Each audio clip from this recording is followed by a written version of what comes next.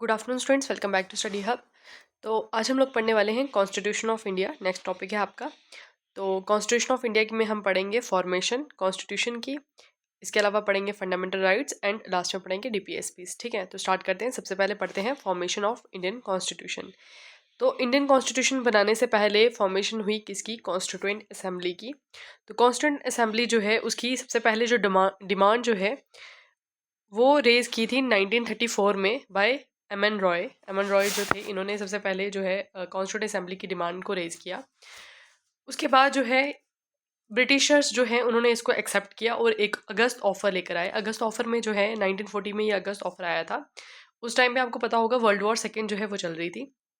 तो इन्होंने ये अगस्त ऑफर लाया जिसमें इन्होंने बोला कि आप लोग जो है हम लोगों की वॉर में हेल्प करो और फिर उसके बाद जो है हम कॉन्स्टिट्यूएंट असेंबली बनाएंगे। ठीक है, लेकिन इन्होंने कोई क्लियर जो है उस टाइम पे क्लियर नहीं किया था कि हाँ हम बनाएंगे ही पक्का, ऐसा कुछ नहीं था।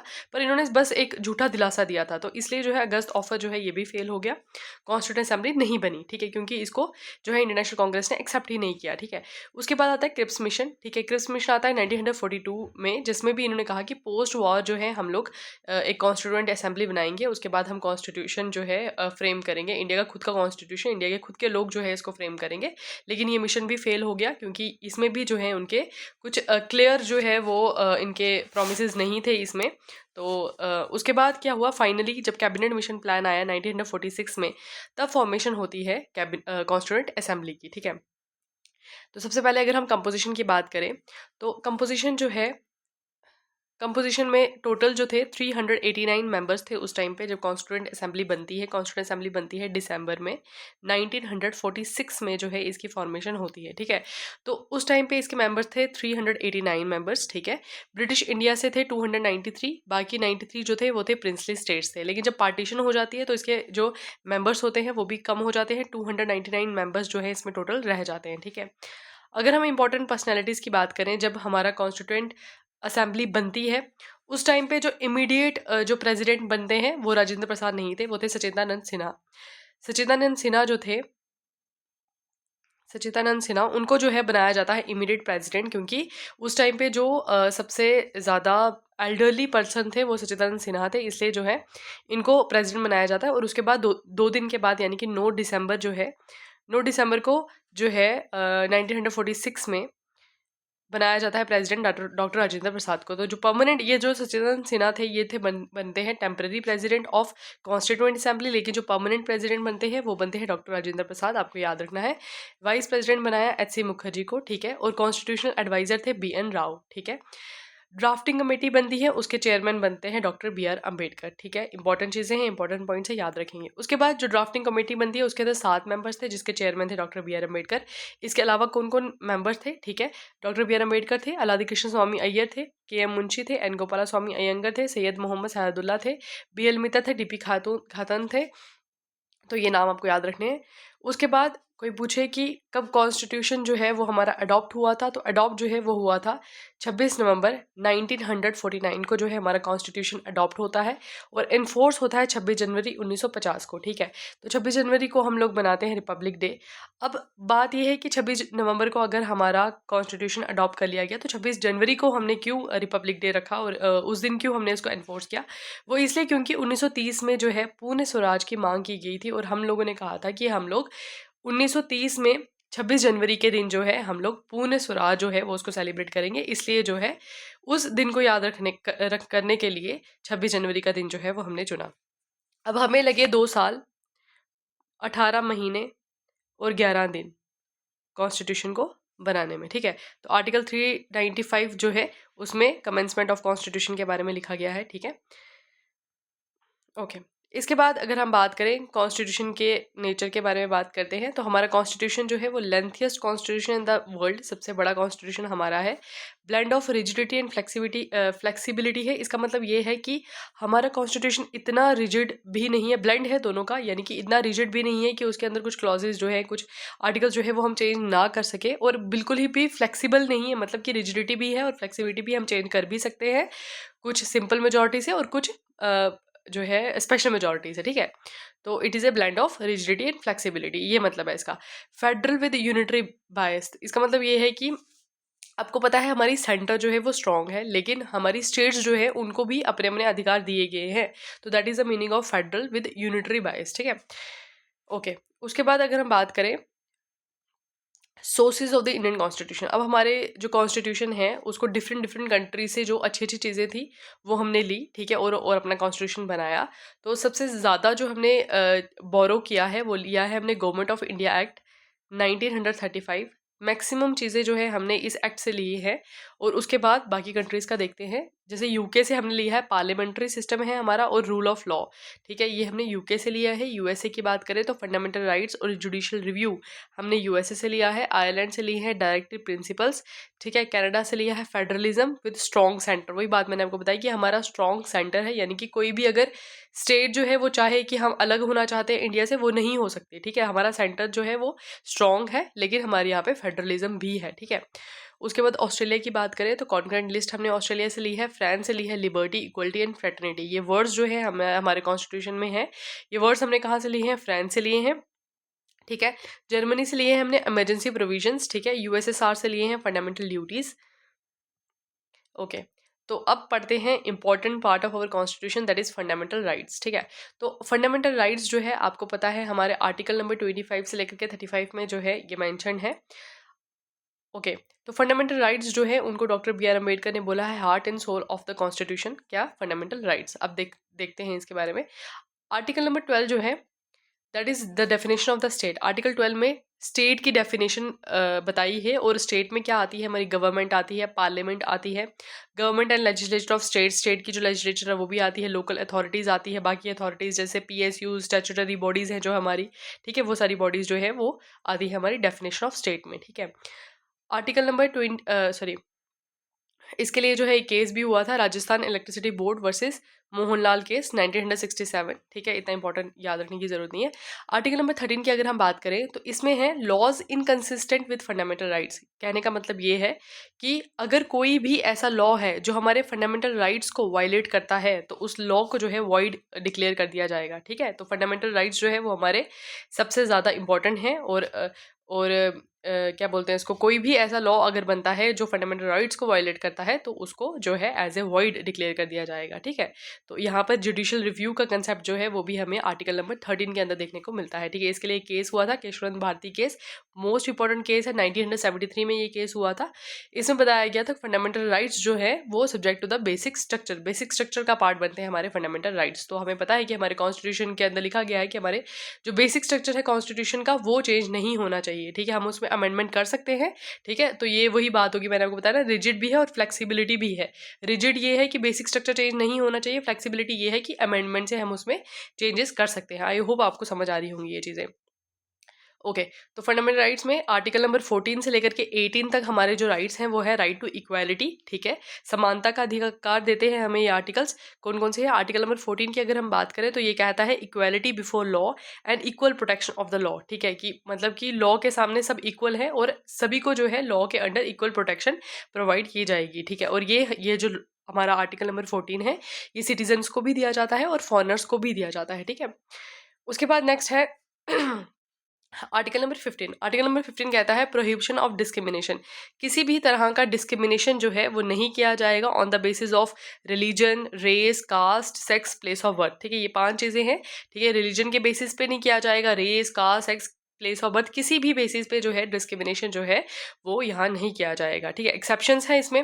अब एक्सेप्शंस है वुमेन, चिल्ड्रन, बैकवर्ड क्लासेस। इसका कहने का मतलब ये है एक्सेप्शंस इन द सेंस कि ये नहीं है कि इनके साथ किया जाएगा, ऐसा नहीं है।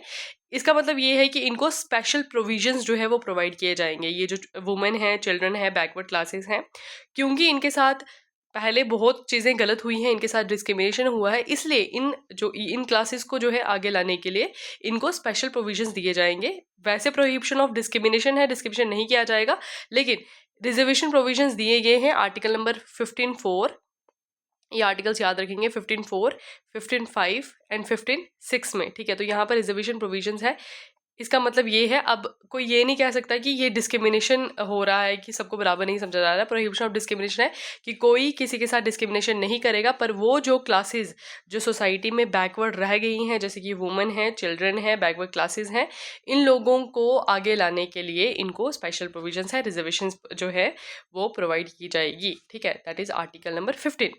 तो आर्टिकल नंबर 16 की बात करें तो equality of opportunity in public employment, अगर हम बात करें तो इक्वालिटी होगी पब्लिक एम्प्लॉयमेंट में, अपॉर्चुनिटीज़, इक्वल अपॉर्चुनिटीज़ जो है प्रोवाइड की जाएगी। अगेन यहाँ पर रिजर्वेशन जो है वो अलाउड है, किसके लिए? बैकवर्ड क्लासेस के लिए जो है उन रिजर्वेशन जो है उनको प्रोवाइड की जाएगी। ठीक है, ये है एक सोसाइटी में इक्वालिटी बनाने के लिए जो है ये जो है पॉइंट यहाँ पर है रिजर्वेशन का, या फिर जैसे वुमेन, चिल्ड्रन, बैकवर्ड क्लासेस के लिए जो है इनको आगे लाने के लिए जो है इनके लिए जो है स्पेशल प्रोविजंस जो है वो बनाए गए हैं। ठीक है, next is article number 17, that is abolition of untouchability. ठीक है, अनटचेबिलिटी, छुआछूत जो है वो नहीं कर सकते आप यहाँ पर किसी के साथ। ठीक है, तो ये इन्फोर्स्ड होता है through protection of civil rights act 1955 जो है, इसके थ्रू जो है इसको इन्फोर्स किया जाता है, एबोलिशन ऑफ अनटचेबिलिटी, की कोई किसी के साथ जो है वो छुआछूत ना करे सोसाइटी में। ठीक है, आर्टिकल नंबर 18 की बात की जाए तो एबोलिशन ऑफ टाइटल्स। ठीक है, एबोलिशन ऑफ टाइटल्स, किसी तरह का भी टाइटल जो है वो आप अपने साथ नहीं लगा सकते हैं। ठीक है, जो मिलिट्री और एकेडमिक टाइटल्स है, यानी कि डॉक्टर है, कोई किसी ने पीएचडी की है, डॉक्टर है, वो लगा सकता है, मिलिट्री टाइटल्स है वो लगा सकते हैं। इसके अलावा जो है कोई भी किसी तरह का टाइटल जो है वो नहीं लगा सकता है। ठीक है, फिर नेक्स्ट हम बात करते हैं, हमने पढ़े राइट टू इक्वालिटी के राइट्स पढ़े अभी हमने। ठीक है, 14 से लेकर के 18 तक जो राइट्स है वो है राइट टू इक्वालिटी। अब पढ़ेंगे हम राइट टू फ्रीडम। ठीक है, राइट टू फ्रीडम जो है आर्टिकल नंबर 19 से लेकर के आर्टिकल नंबर 22 तक जो है वो हमें प्रोवाइड होते हैं as a right of freedom. अब हमें किस तरह की फ्रीडम है, आर्टिकल नंबर 19 की बात करें तो ये 6 तरह की फ्रीडम्स हमें प्रोवाइड है, और ये सिर्फ सिटीजन्स को दी जाती हैं। ठीक है, फॉरनर्स को नहीं दी जाती। यानी कि you have the right to speech and expression, कुछ भी आप कह सकते हैं। ठीक है, you have the right to assemble, association बनाने का, मूवमेंट करने का, रेजिडेंस कहीं पर भी आप रह सकते हैं, कोई भी तरह का प्रोफेशन जो है वो आप फॉलो कर सकते हैं। तो ये सारे जो है 6 तरह के राइट्स जो है वो आपको प्रोवाइडेड है, लेकिन subject to the reasonable restrictions. इसमें भी रिस्ट्रिक्शंस है। अब ऐसा नहीं है कि you have the right to speech तो आप कुछ भी बोले, किसी के भी सेंटिमेंट्स हर्ट करें, ऐसा आप नहीं कर सकते। आपको राइट टू असेंबल है, इसका मतलब ये नहीं है कि आप वेपन्स लेकर के कहीं पर असेंबल हो जाएं। ठीक है, तो ये सब्जेक्ट टू रीजनेबल रिस्ट्रिक्शंस है, याद रखेंगे इनको। फिर आता है हमारा article number 20। Article number 20 is protection in criminal matters. अब क्रिमिनल मैटर्स में प्रोटेक्शन का आर्टिकल है आर्टिकल 20। ये आर्टिकल जो है इसके अंदर 3 चीज़ें आती है। No ex post facto law. ठीक है, no ex post facto law का मतलब क्या है कि आपने कोई जुल्म किया, उस टाइम पे उस जुल्म को लेकर के कोई लॉ नहीं था। ठीक है, कोई कुछ भी वो हो सकता है। ठीक है, तो अगर उस टाइम पे वो लॉ नहीं था तो उस चीज़ के लिए आपको अभी सज़ा नहीं दी जा सकती। ठीक है, second is no double jeopardy. तो आपको एक जुल्म के लिए 2 बारी सजा नहीं जा सकती, डबल जियो पार्टी नहीं हो सकता। ठीक है, नो सेल्फ इंक्रिमिनेशन। इसका मतलब ये है, सेल्फ इंक्रिमिनेशन का मतलब ये हो गया कि आप खुद के खिलाफ, अगर आपने कोई जुल्म किया, आप बोलो कि मैंने ही ये किया है, मुझे सजा दे दो, ऐसा नहीं हो सकता। आप खुद की गवाही जो है वो नहीं दे सकते हो। ठीक है, वो मानी नहीं जाएगी। आर्टिकल नंबर 21 की अगर हम बात करें तो ये है right to life and personal liberty. ठीक है, मोस्ट इंपॉर्टेंट आर्टिकल है। ठीक है, तो अभी जो है इसकी इंटरप्रिटेशन जो है वो और बढ़ती जा रही है। ठीक है, इसमें और सारी चीज़ें, बहुत सारी चीज़ें ऐड की जा रही हैं।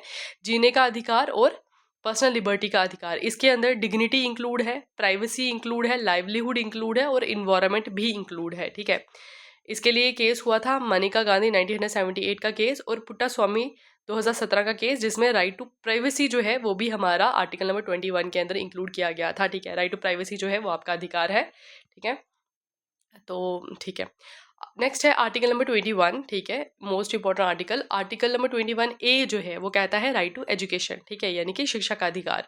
तो free and compulsory education provide की जाएगी टू द 6 से लेकर के 14 ईयर्स के बच्चों को। ठीक है, तो ये जो आर्टिकल है इसको बाद में अमेंडमेंट के थ्रू जो है वो ऐड किया गया था, और वो अमेंडमेंट जो है वो कौन सी थी, 86th अमेंडमेंट एक्ट 2002 के अंदर अमेंडमेंट हुई थी, उसमें जो है ये आर्टिकल नंबर 21A जो है वो ऐड किया गया था। ठीक है, याद रखेंगे अमेंडमेंट। आर्टिकल नंबर 22 जो है वो क्या कहता है, protection against arrest and detention. ठीक है, अरेस्ट एंड डिटेंशन के अगेंस्ट जो है प्रोटेक्शन क्या है, प्रिवेंटिव डिटेंशन। 2 तरह की डिटेंशन होती है इसमें, एक होती है प्रिवेंटिव, एक होती है प्यूनिटिव। प्रिवेंटिव होती है जब जब हमें ऐसा लगे कि हाँ कोई इंसान जो है वो जुल्म करने वाला है, कोई क्राइम करने वाला है, तो उसको क्राइम करने से पहले ही डिटेन कर लेना, दैट इज प्रिवेंटिव डिटेंशन। ठीक है, तो ये है आर्टिकल नंबर 22 के अंदर। अब आप बात करेंगे राइट अगेंस्ट एक्सप्लॉयटेशन। एक्सप्लॉयटेशन के अगेंस्ट आर्टिकल्स हैं आर्टिकल नंबर 22, 23 से लेकर के 24 तक। अब देखो ये जो आर्टिकल्स हैं सारे के सारे, ये आपको याद करने पड़ेंगे, इसका कोई वो शॉर्टकट नहीं है, आपको पढ़ना पड़ेगा आर्टिकल नंबर 22 क्या है, 21 क्या है, याद करने ही पड़ेंगे, ठीक है। आर्टिकल नंबर 23 की अगर हम बात करें तो ये इसमें क्या है, prohibition of trafficking and force labour, ठीक है, जिसको हम बेगार सिस्टम बोलते हैं। तो फोर्स लेबर आप किसी से नहीं करवा सकते, और ह्यूमन ट्रैफिकिंग जो है उसमें भी प्रोहिबिशन की बात करता है आर्टिकल नंबर 23। 24 की अगर हम बात करें तो ये चाइल्ड लेबर जो बिलो 14 ईयर्स है, हैजार्डियस एम्प्लॉयमेंट जो है उसमें जो है आप बच्चों को नहीं लगा सकते। जैसे कि आप वो जो कोई भी ऐसा काम है जहाँ पर मतलब नुकसान हो बच्चों को, हैजार्डियस हो, ठीक है, पॉइजनस हो, वहाँ पे कुछ जैसे वहाँ पे लगाते हैं, क्या बोलते हैं उनको यार, याद नहीं आ रहा क्या बोल रही थी मैं, वो जो बड़ी बड़ी फैक्ट्रीज वगैरह होती हैं, ठीक है, वो वहाँ पे जो है बच्चों को नहीं लगा सकते, तो ये प्रोहिबिशन है, ठीक है। अब बात करेंगे right to freedom of religion.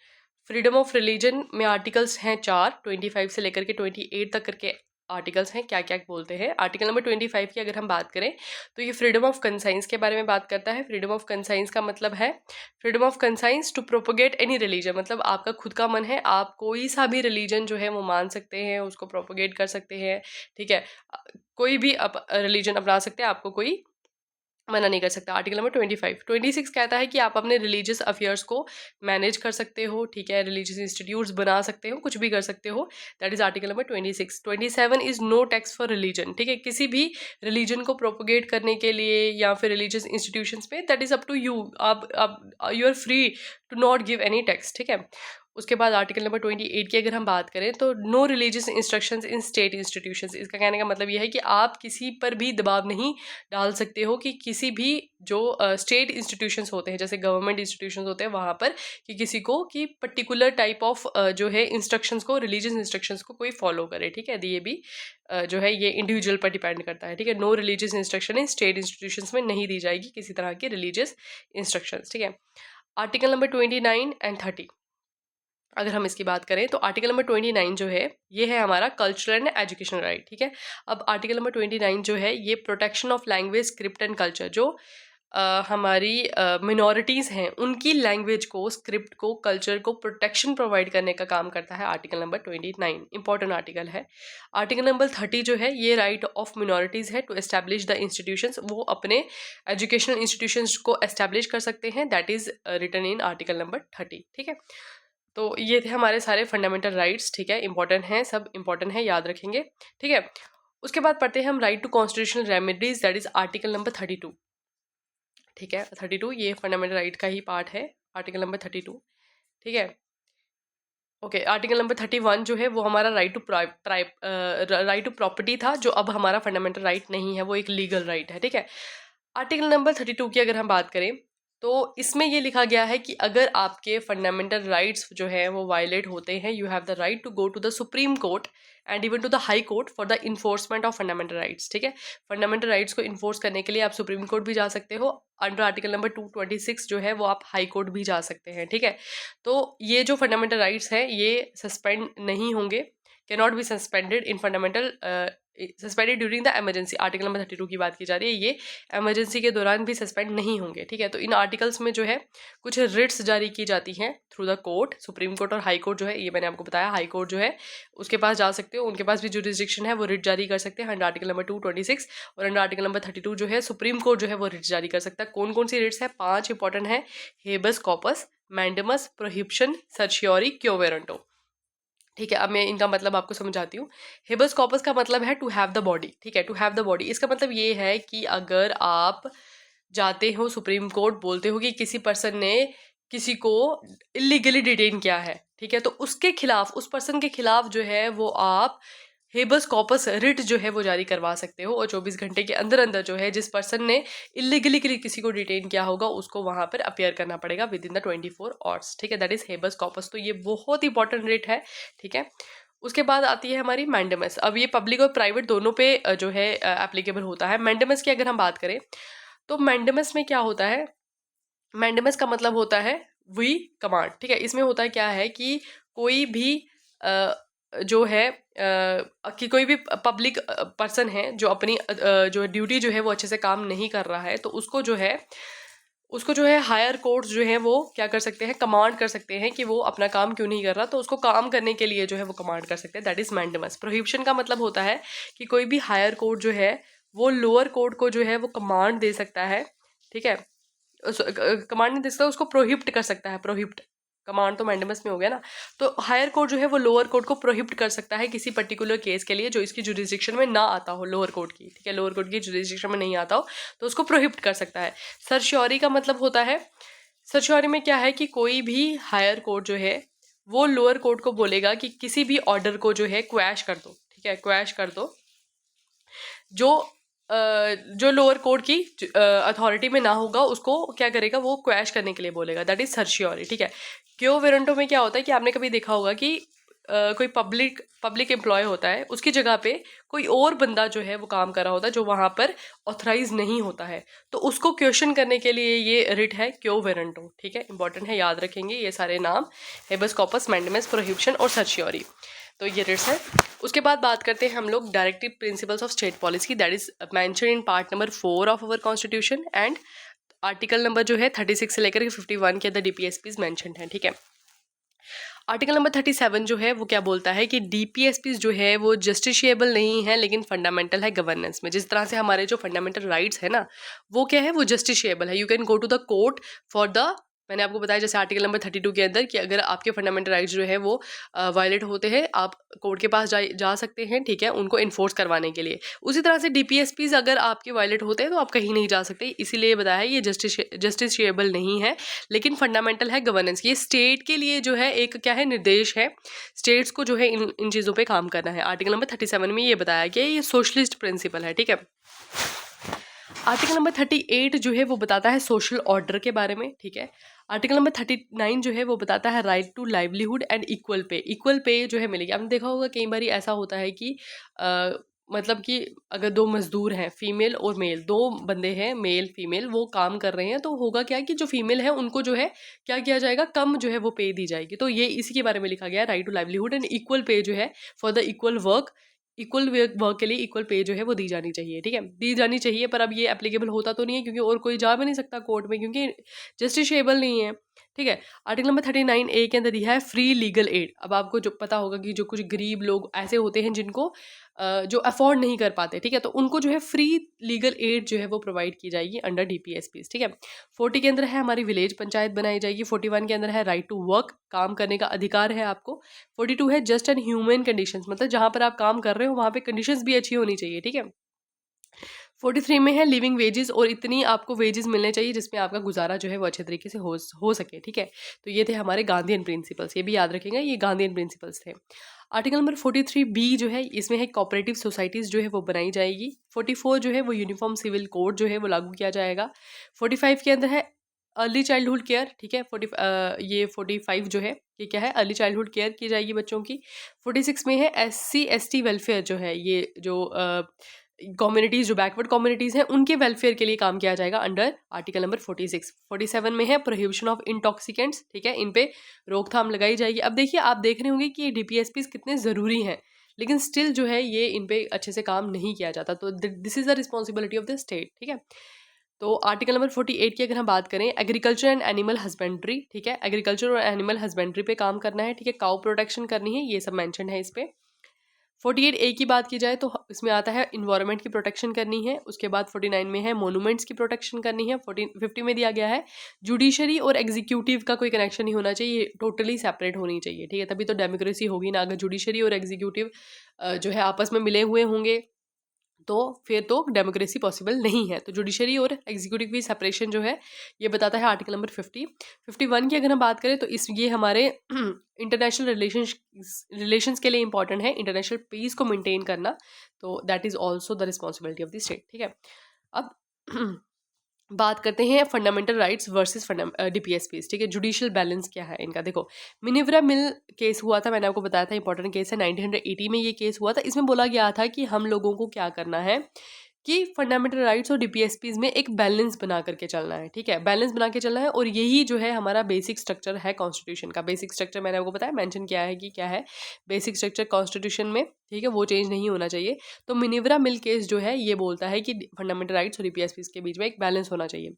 और केशवनंद भारती केस जो है 1973 के अंदर आया था, वो बोलते हैं DPSPs can not destroy fundamental rights. DPSPs जो है वो फंडामेंटल राइट्स को डिस्ट्रॉय नहीं कर सकती, वो तो आप हमें पता ही है, क्योंकि फंडामेंटल राइट्स जो है वो जस्टिशिएबल है, लेकिन डीपीएसपीज जो है वो नहीं है।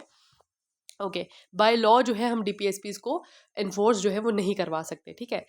तो कुछ इंपॉर्टेंट चीज़ें हैं यहाँ पर, देखो डीपीएसपीज फंडामेंटल राइट्स के बारे में। नेचर की बात की जाए तो मैंने आपको बताया फंडामेंटल राइट्स, और ये है डीपीएसपीज। नेचर की बात की जाए तो ये जस्टिशिएबल है, you can go to the court for the enforcement of fundamental rights, but you can't go to the court for the enforcement of this DPSPs, ठीक है, नॉन जस्टिशिएबल।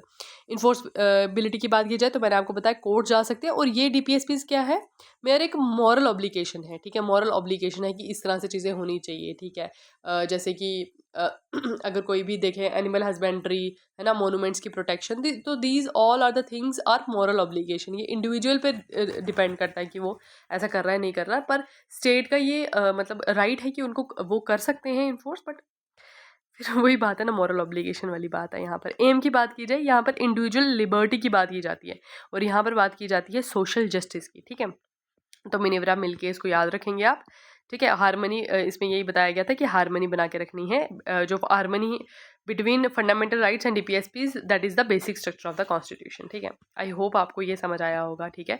इसके अलावा अगर आपको पूरी पॉलिटी पढ़नी है, मैंने पूरी पॉलिटी जो है वो अपनी एक वीडियो में बनाई है, पढ़ाई है, तो आप वो प्लेलिस्ट जा करके देख सकते हो, आपको समझ आया होगा। मैंने वैसे कोशिश की है आपको समझाने की, एक जिस्ट आपको दिया है मैंने इन चीज़ों का। आई होप आपको समझ आया होगा, ठीक है। Okay, bye bye, have a nice day.